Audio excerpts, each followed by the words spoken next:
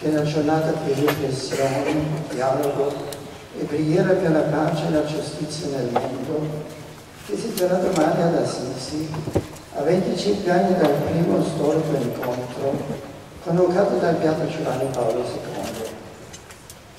Ho voluto dare a questa giornata il titolo Pellegrini della verità, Pellegrini della pace, per significare l'impegno che vogliamo solennemente rinnovare insieme con i membri di diverse religioni e anche con uomini non credenti ma sinceramente in ricerca della verità, nella promozione del vero bene dell'umanità e della costruzione della pace.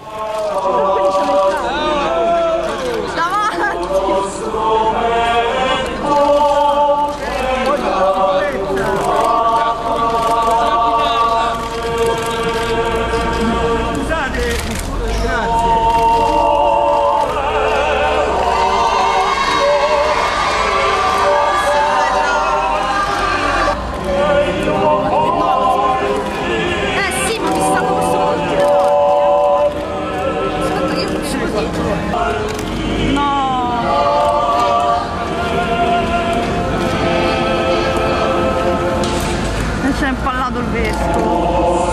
Vediamo. Vai! Ale, vedi ancora qualcosa? Io vedo bene da qua.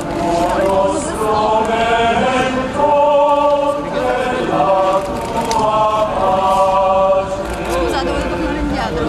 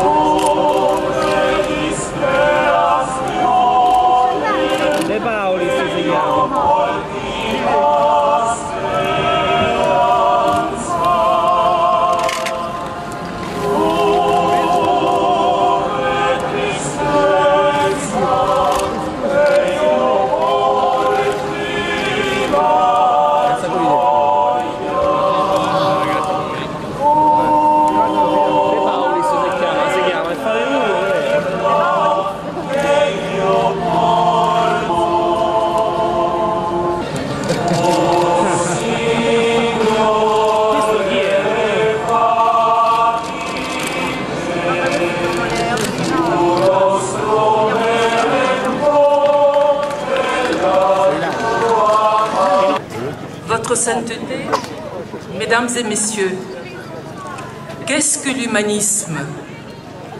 Un grand point d'interrogation à l'endroit du plus grand sérieux, l'homme et Dieu.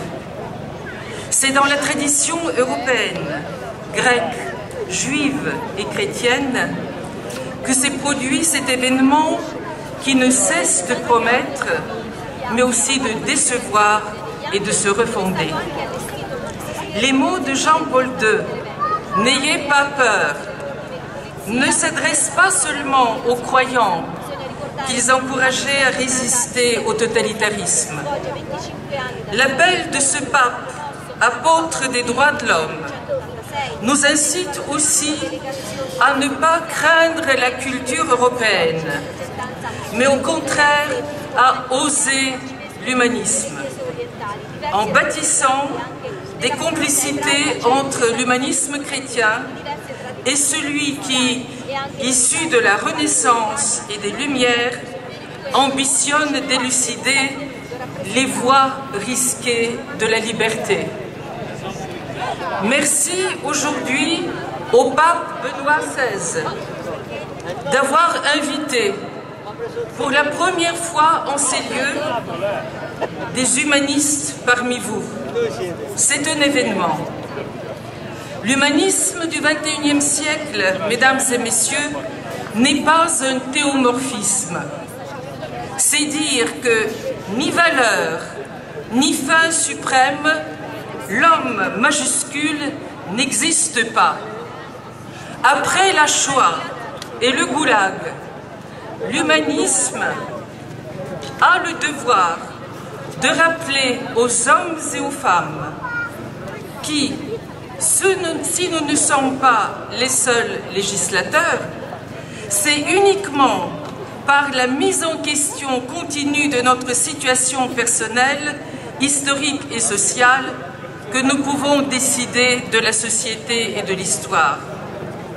Aujourd'hui, loin de démondialiser, une nouvelle réglementation internationale est nécessaire à inventer pour réguler et maîtriser la finance et l'économie mondialisée et créer à terme une gouvernance mondiale éthique, universelle et solidaire. L'humanisme est un processus de refondation permanente qui ne se développe que par la rupture, et ces ruptures sont des innovations. La mémoire n'est pas du passé. La Bible, les évangiles, le Coran, le Rig Veda, le Tao nous habitent au présent. Pour que l'humanisme puisse se développer et refonder, le moment est venu de prendre au sérieux les codes moraux construits au cours de l'histoire, sans les affaiblir, pour les problématiser en les rénovant au regard des nouvelles singularités des hommes et des femmes. Car, mesdames et messieurs, l'humanisme est un féminisme. La libération des désirs devait conduire à l'émancipation des femmes. Les combats pour une parité économique, juridique et politique nécessitent une nouvelle réflexion sur le choix et la responsabilité de la maternité. La sécularisation est encore la seule civilisation qui manque de discours sur la maternité. Ce lien passionnel entre la mère et l'enfant, par lequel la biologie devient sens, altérité et parole, est une reliance qui, différente de la fonction paternelle et de la religiosité, les complète et participe à part entière de l'éthique humaniste. Parce qu'il éveille les désirs de liberté des hommes et des femmes, l'humanisme nous apprend à les soigner. Le souci amoureux d'autrui, le soin de la terre, des jeunes, des malades, des handicapés, des vieillissants dépendants, sont des expériences intérieures qui créent des proximités nouvelles et des solidarités inouïes. Nous n'avons pas d'autre moyen que l'expérience intérieure pour accompagner la révolution anthropologique qu'annonce déjà la course en avant des sciences, le laisser-aller de la technique et de la finance et l'impuissance du modèle démocratique pyramidal à canaliser les innovations. Mesdames et messieurs, l'homme ne fait pas l'histoire, mais l'histoire c'est nous. Pour la première fois, Homo sapiens est capable de détruire la Terre et soi-même au nom de ses croyances, religions, idéologies, mais aussi sciences et techniques. Pour la première fois aussi, les hommes et les femmes sont capables de réévaluer en toute transparence la religiosité constitutive de l'être humain.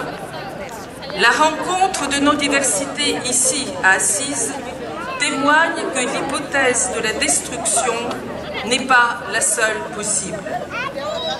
Personne ne sait quels humains succéderont à nous qui sommes engagés dans une transvaluation anthropologique et cosmique sans précédent.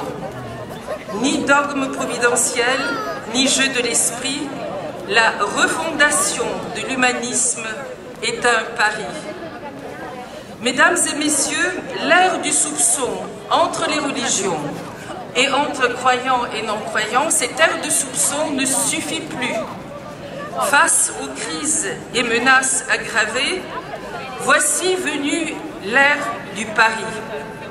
Osons parier sur le renouvellement continu des capacités des hommes et des femmes à croire et savoir ensemble, pour que dans le multivers bordé de vide, l'humanité puisse poursuivre longtemps son destin créatif.